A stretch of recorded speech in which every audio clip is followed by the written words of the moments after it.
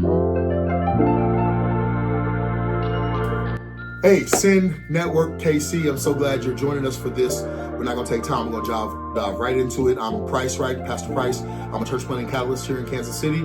And this is my friend Robert Jackson. And we are talking today. I'm going to ask him some specific questions that I think will be beneficial to you. The question I want to ask and dive into at the beginning is, how did he arrive at a church plant in Kansas City? What brought him to a church plant? The reason why I'm asking this question is because a lot of times we're trying to figure out, how do we draw people into our church plants in Kansas City? This is a very particular type city.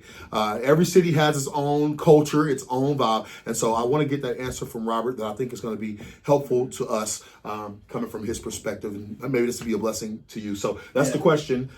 First of all, Robert, tell them a little bit about yourself. Real quickly, who you are, what you do, how you serve at the church plant, and then the question, what brought you to the church plant that you... All right. Hey, my name is Robert Jackson. I've been here in this church plant here since it's open, pretty much, and I'm married, got 2 kids, beautiful wife, been married for 15 years or so, and so what do? I do comedy.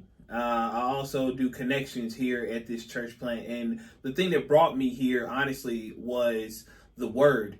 Now, before you hear the word is when you walk in. And so one of the things with walking in and brought me here is just I saw that this place was a startup place, and then it felt very welcoming.